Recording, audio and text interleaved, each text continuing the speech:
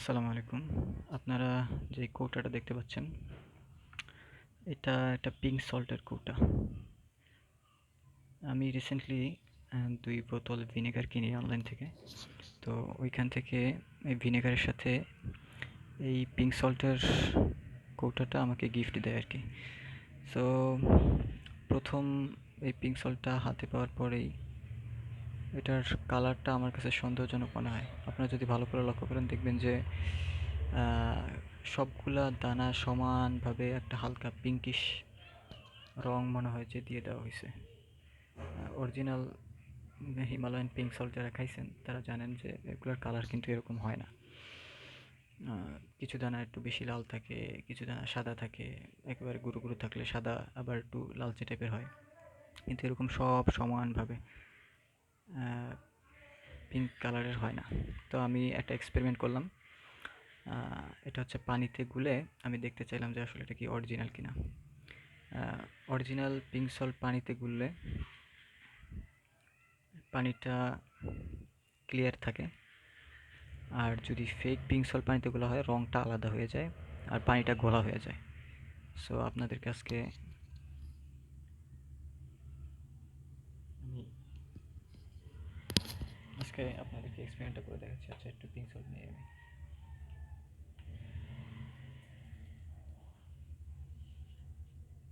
আপনারা দেখেন, কালারটা দেখেন।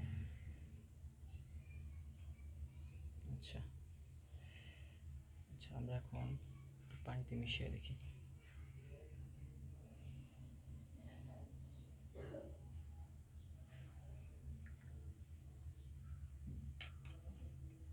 আর একটু দিই।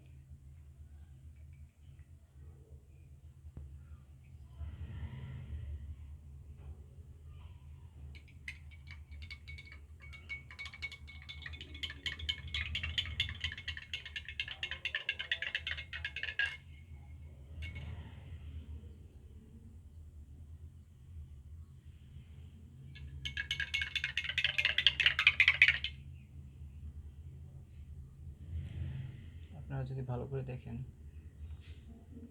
দেখবেন যে যে রঙটা আলাদা হয়ে গেছে পানি থেকে। এই যে,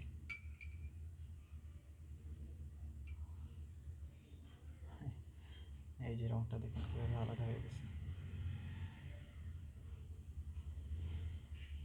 আশা করি দেখতে পাচ্ছেন ভিডিওতে যতটুকু দেখানো সম্ভব। পানিটা কেমন পিঙ্ক হয়ে গেছে, কালারটা দেখুন। অরিজিনাল পিঙ্ক সল্ট কিন্তু পানি রং পরিবর্তন হয় না।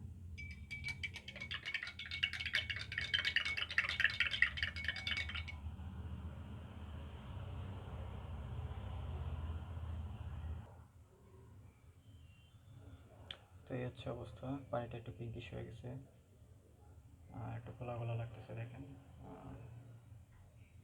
যাই হোক, উপরে পিঙ্ক রং যেটা ভাসতেছিল সেটা তো আপনাদেরকে দেখাইছি। তো এটা আমার কাছে মোটামুটি আমি 90% শিওর যেটা ফেক।